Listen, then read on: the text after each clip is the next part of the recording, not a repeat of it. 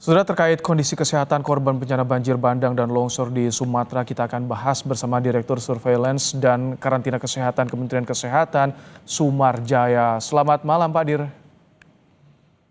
Selamat malam, Mas Ibrahim. Baik, Pak Dir, saya dapat info Anda sudah berkeliling Sumatera, Aceh beberapa hari terakhir ini. Jadi bagaimana saat ini kondisi kesehatan warga yang terisolir terpantau juga tidak, Pak? Ya, pertama saya ingin memastikan dulu ada dua hal sebenarnya yang harus kita lakukan selaku Kementerian Kesehatan dan sektor kesehatan. Yang pertama memastikan status kesehatan masyarakat itu tetap terjaga. Yang kedua, bagaimana memastikan pelayanan kesehatan tetap berjalan. Itu dua itu, maka harus kita perhatikan fasilitas kesehatan, tenaga kesehatan, dan juga obat-obatan logistik kesehatan. Nah, di 3 provinsi ini itu ada 50 kabupaten kota terdampak. Dari 50 kabupaten kota itu ada 31 rumah sakit yang terdampak dan 156 puskesmas. Nah, namun pada saat ini itu sudah beroperasi, ya, yang belum beroperasi dari 31 rumah sakit hanya 6 rumah sakit yang belum dan 41 puskesmas yang belum. Dan untuk logistiknya kami sudah mendistribusikan. Jadi kita Pak Mas Ibrahim itu mendirikan klaster kesehatan dulu di setiap provinsi. Nah, komandonya ada Kepala Dinas Kesehatan Provinsi.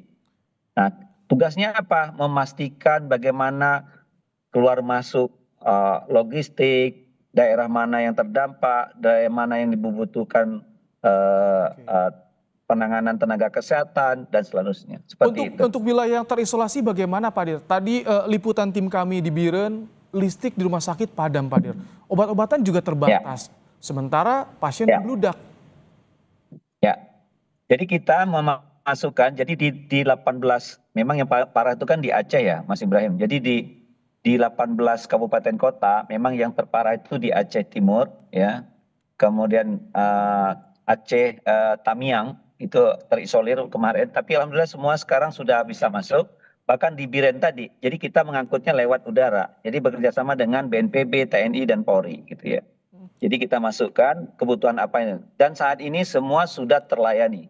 Saya pastikan semua sudah mendapatkan bantuan logistik kesehatan dan pelayanan kesehatan. Jadi kita memberangkatkan melalui udara juga, laut juga. Nah, yang khusus di Aceh, Lok Semawe, dan juga di daerah terisolir lagi Aceh Timur, itu kita sekarang melalui lewat udara dan juga lewat laut.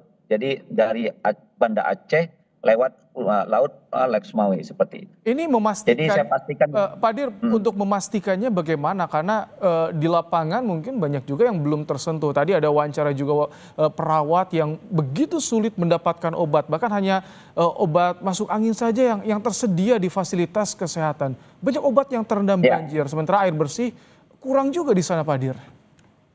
Ya, betul sekali. Memang persoalannya kan masalah air bersih, kemudian komunikasi dan akses yang gitu ya, yang susah. Nah, tadi saya lihat foto tadi itu kan di Rumah Sakit Langkat. Memang Rumah Sakit Langkat itu adalah terendam air. Itu di Sumatera Utara. Itu masih 1,5 meter. Kemarin sore aja itu sudah masih 1,5 meter. Nah, pasien-pasien yang di sana kita pindahkan ke rumah sakit terdekat sekitar 10 kilo dari sana. Itu namanya rumah sakit swasta yang memang kapasitasnya itu sampai 300. Jadi semua itu yang di sana itu bisa tercover ke sana sambil menunggu air surut gitu ya. Nah, tadi terkait dengan penyakit yang muncul, kita juga dari rumah sakit Tanjung Pura namanya kalau Kabupaten Langkat itu yang ini tuh kita buka posko namanya di depan itu. Saya tadi lihat itu tuh saya datangi itu bersama dengan Rumah Sakit Adam Malik memberikan layanan kepada masyarakat.